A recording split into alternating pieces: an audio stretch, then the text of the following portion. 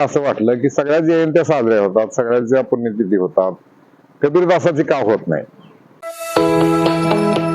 आपल्या प्रत्येक गरजांसाठी आम्ही आहोत आपल्या सर्वे प्रत्येक ग्राहकांच्या पहिल्या पसंतीचं बॅटरी क्षेत्रातील विश्वसनीय नाव.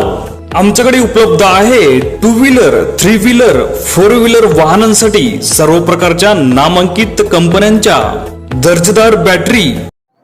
नमस्कार, मी मुंडेवाडी माजी सरपंच राजू पाटील.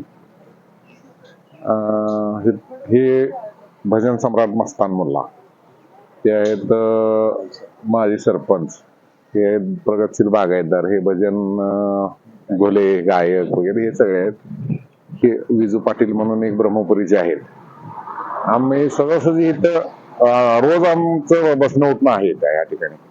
आणि सहजासहजी असं वाटलं की सगळ्या जयंत्या साजऱ्या होतात, सगळ्यांच्या पुण्यतिथी होतात, कबीरदासाची का होत नाही? मग आपण कबीरदासाची जर केलं तर काय अडचण पडते? कुठं आजपर्यंत बघण्यात तर कुठं दिसली नाही आम्हाला, कुठंच असं वाचण्यात बी आलं नाही, बघण्यात बी आलं नाही. आपण ही जयंती मग करावं म्हणून आम्ही चालू केली. हे दुसरं वर्ष आहे. मग आम्हाला गावकरी मदत करतात, गायक वादक सगळे लोक येतात इथं. सकाळी आमचं भजन असतं, परत कीर्तन होतं, हरिजागर होतो, हरिपाठ होतोय, आणि महाप्रसाद सकाळ आणि संध्याकाळ महाप्रसाद होतोय. आणि परिसरातली लोकांची बरीचशी गर्दी असते. भजनी मंडळ मुंडेवाडी म्हणा, रामदर्डी म्हणा, तांडोळ म्हणा, राहटेवाडी, अर्धनारी, बेगमपूर, गोडेश्वर, ब्रह्मपुरी, माचीनोर ह्या ठिकाणचे भजनी मंडळ आम्हाला सहकार्य करतात. त्यामुळं हे दुसरं वर्ष आहे. गेल्या वर्षीपेक्षा ह्या वर्षी आम्हाला प्रतिसाद चांगला आहे. ह्याच्या पुढच्या वर्षी आम्ही जागा घेऊन जयंती साजरी करावी असा आमचा एक सगळ्याचा मानस आहे. जर झालं तर चांगलंच होईल अशी आमची एक अपेक्षा आहे.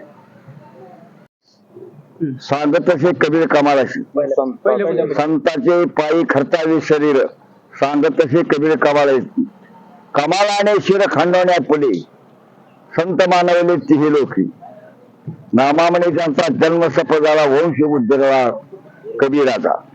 असे एक महान संत होऊन गेले. त्यांची पुण्यतिथी कुठंच साजरी होत नव्हती, पण सगळ्यासाठी एका विचारानं एक 10-5 जण भजनी मंडळाने विचार केला आणि ही पुण्यतिथी साजरी करायची असा ठाम निश्चय केला. आणि त्याप्रमाणे गेल्या वर्षापासून ही दुसरं साल आहे. अशी पुण्यतिथी नागपूर या गावी साजरी होत आहे. धन्यवाद. कसं आहे, कमालाने शिर खंडोने आपुले, संत मानवले तिन्ही लोकी. आताच ह्या अभंगाचा एक अर्थ असा आहे की बाबा ज्यावेळेस वारकरी संत कबीरदासाच्या घरी जातात आणि ते वारकरी म्हणतात की आम्हाला तुम्ही जेवण द्या, त्यावेळेस घरी काहीच नसते. त्यावेळेस कमाल म्हणजे संत कबीरदासाचा मुलगा, त्या दोघांनी मिळून एका वाण्याच्या दुकानात जाऊन वारकऱ्यासाठी त्यांनी त्या दुकानातून माल चोरी केला. आणि ज्यावेळेस ती चोरी करत होते त्यावेळेस तो दुकानदार त्या ठिकाणी पोहोचला. मग त्यावेळेस आता काय करायचं, तर कमालाने ती भिंत अशी म्हणजे होल पाडून आतून माल बाहेर गेला वडिलाजवळ, म्हणजे कबीरदासाजवळ दिला. आणि कबीरदासाने तो माल घेतला आणि पाठीमागनं त्या दुकानदाराने त्याचे पाय धरले. मग पाय त्या दुकानदाराच्या हातात आणि मुंडक त्या भिंतीच्या बाहेर म्हणजे कबीरदासाजवळ होते. तर त्यावेळेस त्या कमालाने क्षणाचाही विचार न करता आपल्या वडिलांना म्हणजे कबीरदासानं सांगितलं की बाबा माझं मुंडकं छाट, म्हणजे हा दुकानदार मला ओळखणार नाही. आणि मुंडकं छाटलं, माल आणि ते मुंडकं घेऊन कबीरदास घरी गेले. सगळे वारकरी जीव घातले आणि मुंडकं तसं शिकावर ठेवलं. आणि ज्यावेळेस ती वारकरी जेवण करून आपल्या दिंडी ते घेऊन चालले होते त्यावेळेस त्या इशिराच्या सावकाराने ते बिन मुंडक्याचं प्रेत अटकवलेलं होतं. तर ही दिंडी तुकाराम तुकाराम असं म्हणत असताना ते अडकवलेलं बिन मुंडक्याचं धड कमालाचं ते सुद्धा टाळ्या वाजवू लागलं. त्यावेळेस त्या वारकऱ्यांनी विचारलं हे कोण आहे, तर असा असा हाल घडलेला प्रकार सांगितला. मग त्या वारकऱ्यांनी परत माघार येऊन त्या कमालाला आयास जिवंत केलं. हे असं यांची म्हणजे खूप अशी हे आहे, हा कथा आहे यांची.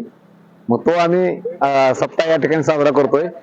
पुढल्या वर्षी आम्ही त्यांचं मंदिर बांधण्याचं एक मानस केलेला आहे आणि जागा घेऊन मंदिर बांधणार आहे आणि सगळे आम्हाला सहकार्य करतील. सगळी पंचकृषीतील या ठिकाणी कलाकार ही येऊन आपली आपली सेवा बजावत आहेत.